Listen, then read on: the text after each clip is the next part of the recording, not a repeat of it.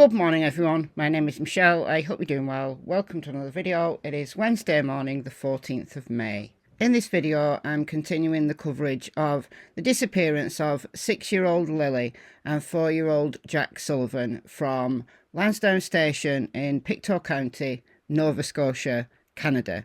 They were reported missing on May the 2nd, so we're well into the second week now. We're almost at that 2-week mark, when their mother, Malia Brooks Murray, reported them missing shortly before 10 a.m. However, it's possible that they were missing for 2 hours or even longer before Malia rang the police to report them missing. The reason why I suspect this is because of the dispatch audio. Listen. Has it been gone a long time? 0800. 0800 hours is 8 a.m. So if Lilly and Jack did wander off into the woods, as the police's original main theory was, then they've had at least a 2-hour head start on the searchers. And that doesn't count the time it would take to get search parties together. By the time they've got search parties on the ground, Lilly and Jack could have been missing for 3 hours, 4 hours. It's a big deal. A big deal. That search lasted for 6 full days. And after that 6th full day, the RCMP reported that they were scaling back the search. They're still out there. They're still doing stuff. They searched Lansdowne Lake. They've searched, I think, other water sources in the area.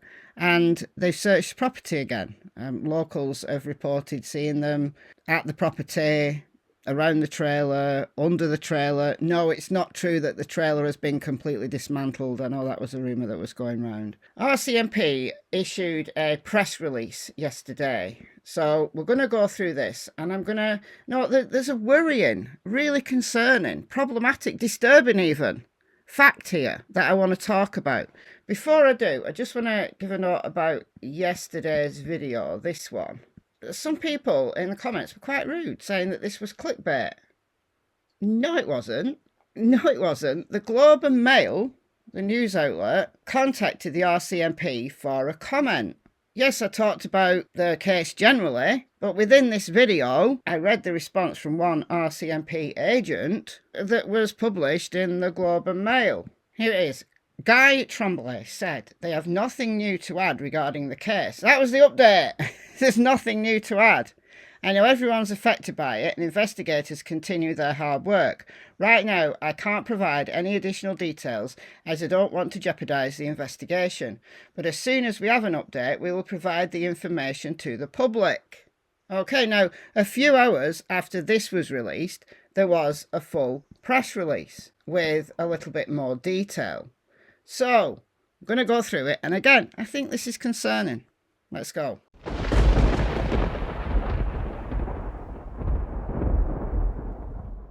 Okay, so here it is. I'll read it in its entirety. The Pictou County District RCMP, with the assistance of the North East Nova RCMP Major Crimes Unit, continue to investigate the disappearance of Lilly and Jack Sullivan.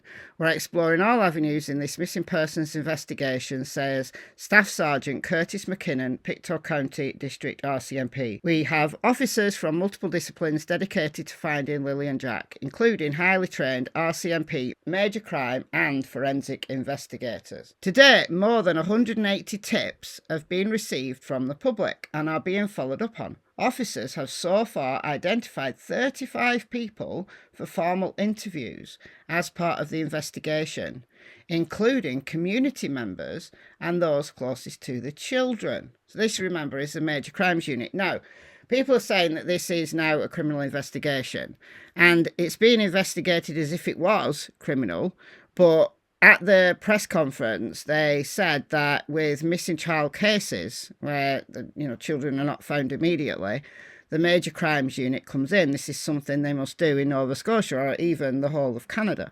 I don't know. So major crimes being involved is not unusual, but it does mean that it's getting that forensic level of investigation. So rather than it just being an all-out search the woods, search everywhere. That investigation did start on the Saturday, so only one day after Lilly and Jack had disappeared, but that's normal as well. In that first week or so, there's always a parallel investigation with cases like this. Same in my country, same in the US, as it is in Canada. You've got investigators who are looking at things like surveillance video, they're doing initial interviews, whilst the acute search on the ground is all hands on deck, as it was, as we saw.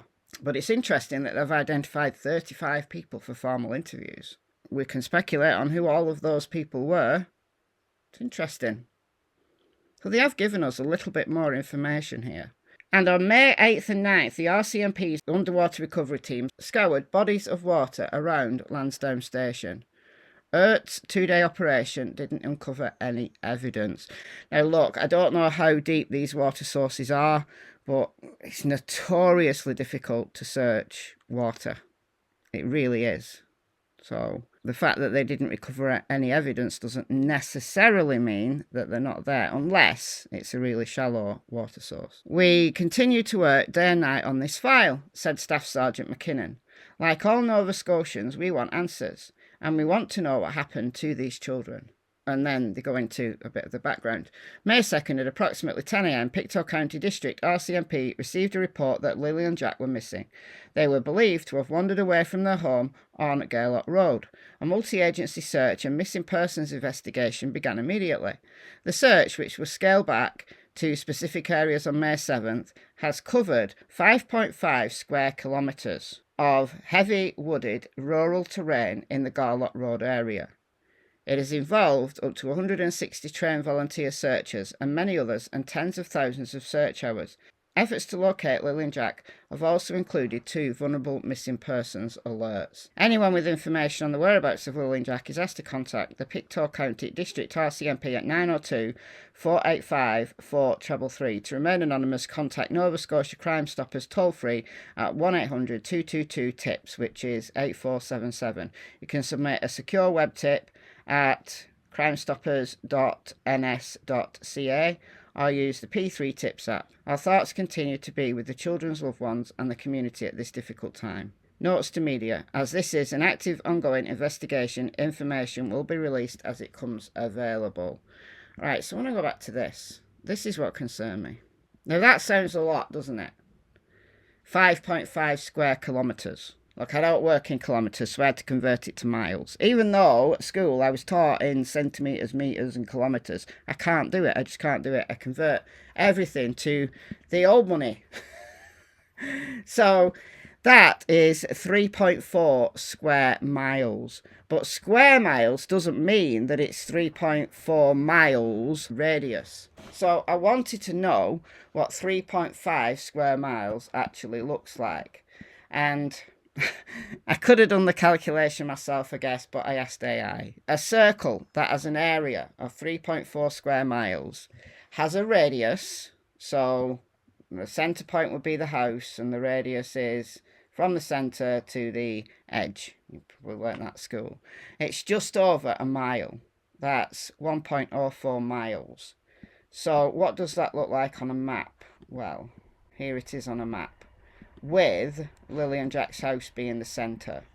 So you can see that it covers the gas pipe for a ways. It covers a lot of the woods and both sides of the road. However, we do know that they concentrated to the west. Advice from the family, particularly Daniel, stepfather, said that the children never crossed the road. I assume where they go playing with Daniel, where they build forts and stuff in the woods, it's all to the back of their house.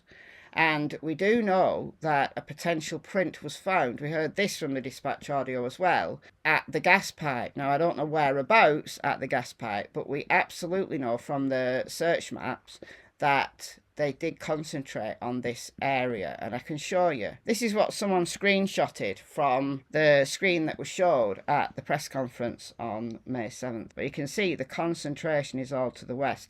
Now, it doesn't mean to say that they didn't do other areas as well. This might not be the full map. somebody in one of the Facebook groups mapped that onto a more easily understood map, and you can see that we go out 2 kilometres, 2.5 kilometres. So that 3.4 square miles, it could be that they went further out to the west, guided by things that the family said, but also guided by that promising lead of a child's boot print. But we also know from the dispatch audio that they got a dog to search around the area of that child's boot print, and they did not get a track. So it leads me to believe that perhaps that's an old boot print. Now, we don't know whether the kids went walking with the parents along the gas pipe or what. Or it could mean it's someone else and it's not Jack and Lily at all. And the fact that there's only one boot print from one child, well, where's the other? There was 2 missing children, well, where's the other child's footprints? I don't know whether that even was Lily and Jack. It's possible it was from an earlier time, if they go walking there. Maybe they go out about on their own a lot. Both parents said that they don't go out on their own. But then Daniel let the cat out of the bag, saying that, well, when they go out, he has to tell them to shut the door. They always leave the door open. So we know that they go out. Because if you were going out with them every time, you'd shut the door. So that really does not make sense, does it? It really does not make sense. But this is what concerns me. A mile, even 2.2 kilometres, a bit over a mile and a half.